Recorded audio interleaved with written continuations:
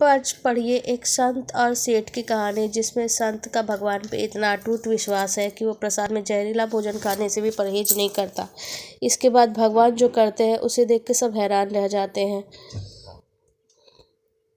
सेठ जी बड़े कंजूस थे। उन्होंने दुकान में बेटे को बैठा दिया और बोला, बिना किसी को पैसे लिए किसी को कुछ मत देना। अभी मैं आया, अकस्मात एक संत आए।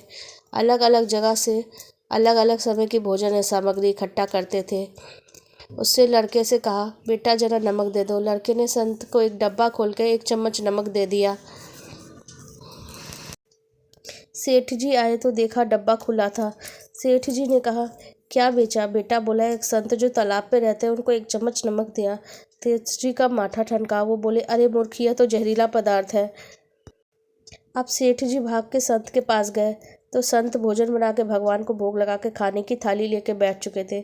सेठ जी दूर से बोले, महाराज रुकिए, आप जो नमक लाए थे वो नमक नहीं था, जहरीला पदार्थ था। कृपा करके ये भोजन मत करिए। संत जी बोले, भाई हम तो प्रसाद लेंगे ही, क्योंकि भोग लगा दिया। आप भोग लगा के भोजन नहीं छोड़ सकते। अगर भोग न लगता तो भोजन छोड़ देते। और संत ने उसे प्रसाद समझ के ग्रहण करना शुरू कर दिया, खाना शुरू कर दिया। सेठ जी के तो होश ही उड़ गए। वो रात भर वहीं बैठे रहे। सेठ जी रह रह के ये चिंता सता रही थी, उनके अगर संत को कुछ हो गया तो बहुत बदनामी होगी। रात में अगर तबीयत बिगड़ी तो कम से कम वैद्य को तो दिखा ही देंगे। सोचते सोचते उसे नींद आ गई। सुबह रोज की तरह संत जल्दी उठ गए, नदी में स्नान करने लगे। सेठ जी ने कहा, महाराज तबीयत तो ठीक है? संत बोले, भगवान की कृपा है। इसके बाद पूजा के लिए वो मंदिर चले गए।